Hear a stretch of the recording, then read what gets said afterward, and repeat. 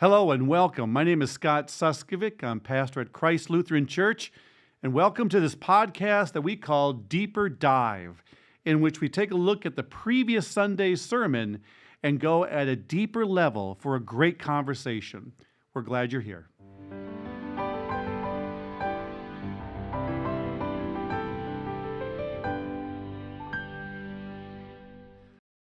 Hey, so glad that you can meet us here and greet us and be with us on this next episode of our Deeper Dive podcast. Yeah, let's get into it. So, joining us today, I'm Pastor Ryan. and Pastor Scott. We're glad we're here. So, we're in that middle of that sermon series, so much to sing about, and really focusing on music and how it is part of our lives. Now, we did talk about some silly songs like the limerick for a Big Mac Yeah, I or can't believe. Benny and do you know the words to that N- song? Man, no, I wasn't born in that era. You know what though? You reminded me of a song from my era, which was from Blues Traveler called the Hook, and the lyrics are equally as vapid. And then there's another one, Chili Peppers, Hey-O. Hey-oh. Which equally worthless, right? He just has lyrics that sound somehow Rhyme. Yeah. That's the thing about music. It sticks in our mind, and as much as we shake our head, it just doesn't leave us.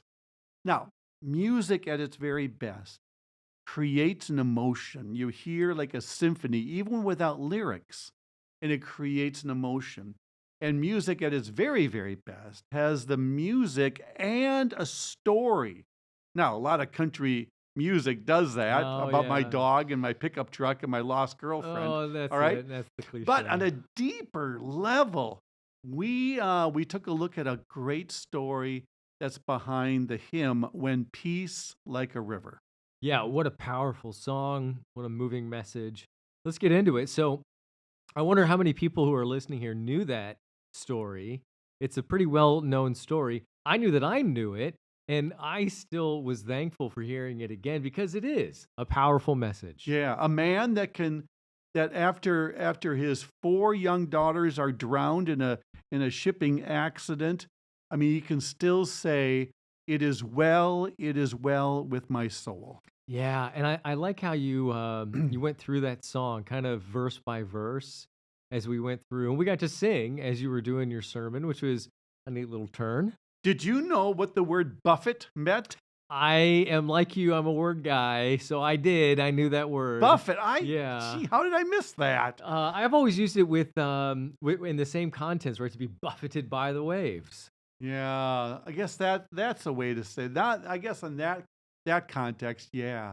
Yeah, being slapped to being hit in a telling force, it says. Yeah, not a gentle, good game force. Where I want to go in a deeper dive here is the problem of suffering. Yeah. Now, as Horatio Spafford is looking over the railings of his ship at the watery grave where Satan has done his worst buffeting, Yeah. there's probably 5 or 6 kind of responses that you hear people say. Now, let's go through each one of them. And I mean, I haven't written them down. I think you and I can make these things up.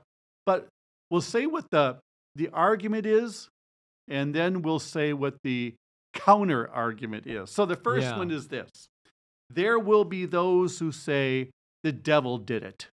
The devil did it. Right. Yeah. Now, in a positive sense, we do believe in a powerful force Yep. that's working against God's will. Yes. Yeah. There are forces, there are spiritual, malevolent forces. Jesus spoke as much, so did Paul. Yes. These are real forces. They exist, they interact with us. But when suffering happens and your only response is, the devil did that. The devil Yeah. crashed that drunk driver into my family. The Yeah. devil got me cancer. The devil gave me this hangnail. What is the counter argument? If you believe that's the answer, Yeah. what do you have to deal with? You know where my mind goes is actually a little tangential, but before we start calling things the devil, Did it need to be? Right? I'm reminded of Screwtape Letters from C.S. Lewis, Yeah. where he says, don't spend your time and energy on the human if they're already doing bad. Just let them. Let them do as they're doing. So if the guy's going to get behind the wheel of a car intoxicated, that doesn't need to be the devil. That's just Dave. Yeah. If Sorry to all the Daves out there. but if you do go with the devil, then you really end up with the problem saying, well, where is God? Yeah, yeah. Is God not good? He's either not strong enough to Not- handle the devil, Not powerful, or or he's he- not good. yeah, or he's not good because he doesn't know. He can't. Yeah. He'll let the devil do. So he's either not God because he's not strong enough to be God, or he's not good enough to be God. Good. All right. So let's take that one off the table. Let's go with the one you just mentioned, that Dave got in the car drunk and Dave ran into the family. And that is kind of actually that's the answer to that awful book. Why do bad things happen to good people? No, yeah, yeah. The Humans. Jewish author Kirshner, who's really said it's not the devil, it's not God, just that Dave's doing some bad things out there. And I think I want to agree with him a little bit there. A lot. Most of the things in the world are because the human decided that Right. that was acceptable, even Yeah. if we don't want to admit it. I can't smoke Lucky Strike cigarettes for 50 years Yeah. and then shake my fist. Why did I get lung cancer? Right, exactly. And we can go deeper, right? Why are people starving? Well, okay, did the warlords stop the human? It's distribution. It's not the Right. amount of food. There it is. So yeah, there's a real problem, and it usually starts with us. Right. Now, if you're going to stay with that, as that book does, you end up with an impotent God who's really kind of wringing his hands and saying, "Ain't it awful? Ain't it awful? Wish I Somebody could." ought to do something about it." Right, yeah. And there's something to be said about that. We are part of that answer. Right. But that doesn't get to what you and I want to talk about, right? Where is God in this problem? All right. So the third response, sometimes it's almost from this Eastern religion that creeps into Western thought of that karma. Yeah. You get what you deserve. Yeah. What did I do to deserve that? And in fact, that was the counsel that Job's friends gave him, saying, Job, think, look, these bad things that happened to you, your house burning, your children dying, your cattle being stolen, these don't happen to good people. You must have done something wrong. You know, it's an attractive position because it says, well, just because I don't know it doesn't mean that there isn't something I did wrong. And that means that I can do something right. And that puts me back in the driver's seat. Yeah. And that's where I want to be. I want to be in control because if there isn't a God who's in control, somebody better be. And that's where you end up with, if it is karma, if it is you get what you deserve, well, then none of us could stand before a holy and righteous God. Yeah. Yeah. The one thing we should never ask God, give me what I deserve, nothing more, nothing less. Whew, no. Only the fool. Yeah. Yeah. Because grace is what we need. Right. And mercy is what we're given. So we take off the table, the devil made me do it. We take off the table that it's all Dave's fault. Yeah. We take off the table karma. There's another one too. God did it.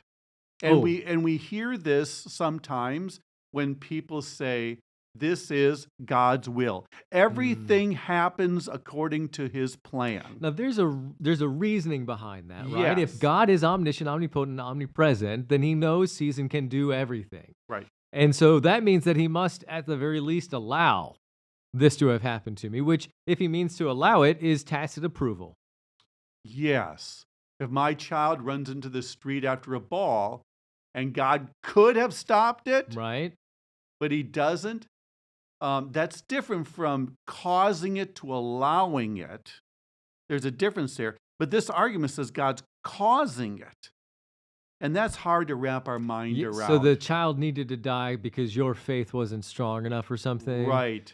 Almost Yeah. like that story of Abraham being tested. Yeah. We have a hard time with that. So are we saying Yeah. that the Ukrainians have to have their faith tested? Yeah. We don't want to say that. No, because we know, first of all, that that's not true. Right. That is absolutely not true. The other thing is, it's actually to handcuff God, or maybe the human. Is this the only way that my faith could be tested? Is this the only way that I can be reached? I think at some point we might say, yeah, to the extreme case, to the extreme person, something extreme has to happen. Right. But to the overwhelming majority of the cases, God isn't using this as a test. No. You can't wrap your mind around Now, that. can I with any put a honesty. caveat here, because I think there is a place for that. Not that God is testing us, but in the trial, we are nonetheless tested. Absolutely. Absolutely. Not by God. That's not the design, right? All things work for good for God. But there are things that go bad, Right. and then we have to endure. That's the nature of Christian suffering, Right. is that suffering happens. So I think we're left with, um, where is God in all this suffering? And I alluded to it in the sermon. God is there, a very present help in times of trouble. Where is God in the suffering? I think we need to look to the cross. Yeah. That this is not a God who skirts around suffering or goes over suffering or hides his face, digging his head in the ground with suffering. This is a God that takes on suffering head on, Yeah. there on the cross, who understands our suffering. So this is a God in the midst of our suffering who gives us the strength to even get out of bed in the morning, who gives us the breath to take that next step, to give us a bit of hope so that we can actually live that day. Where is God in this suffering? You look to the cross. Yeah, I'm reminded of Jesus on the cross when he was being crucified, and he said, "Well, go ahead and go. Get down. Where's your God? Go ahead and get down from this cross." And Yeah. and of course, that's where God was, Right. on the cross. Yeah. I'm reminded of this story about Elizabeth Elliot, Yeah. who rather than, and I'll let you tell the story, but rather than hide, retreat, or go away, went back into the suffering of her husband, to the very people that she shouldn't have gone to. Right. We got some time. You want to? We do. So Elizabeth Elliot, probably in the 60s or 70s, she and her husband go down to the South American rainforest, and there they work with the indigenous people As missionaries. They're as missionaries. Thank you. And at one point, the men from the tribe come out and they attack him and they spear him to death. Mm. They evacuate Elizabeth Elliot and the other missionary couple, and in a very short period of time, Elizabeth Elliot actually goes back to that same village, back to the same people, in fact, back to the same men who murdered her husband, Wow. Yeah. and never gave up on them, sharing the gospel with them. And eventually they came to faith as she forgave them. Which gets at this crazy power of our God Yeah. to take the very thing that should be the most troublesome. It is through suffering, Yes. not apart from, but through suffering. It is because of our weakness that God's strength is Yeah. exposed. Can I, as we wrap up here, can I just wrap up? The book of Lamentations probably does best talking about the juxtaposition about suffering and praise. We often think it is a zero-sum game. Yeah. The more that suffering increases, faith goes down. The Oh, more yeah. faith and suffering. All right. But Lamentation shows that it's right next to each other. It says this: I remember my affliction. I remember my bitterness. My soul is downcast within me. Yet this I call to mind. I have hope. Because of the Lord's great love, we are not consumed. His compassions never fail. And here it is. They are new every morning. Mm. Great is your faithfulness. Isn't that the hope? There's a beauty in that. I hope I could do that. Yeah. I mean, I've suffered from some hangnails in my life, Oh, yeah. but I've stubbed my nothing toe. close to Elizabeth Elliot or Horatio Spafford. Nothing close. Yeah, or having to deal with your city and your tribe and your people and everybody being destroyed and saying, you know what?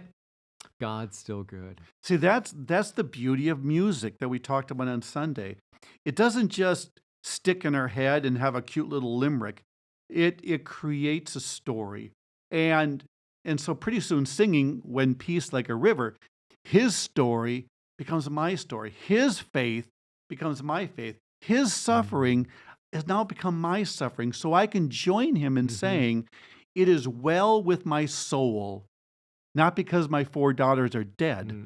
It is well with my soul because my 4 daughters Will live, are alive. are alive. All right, so passing thought as we close this up.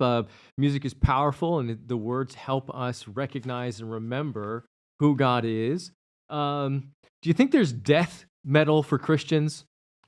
What's death metal? Death Music? Yeah. Do you think there's some death metal out there? Because I think that maybe that genre might really hit that lamentation button really good. I don't know. Something to think about, something to explore, something till next time. Next time. All right. Thanks for joining us for Deeper Dive.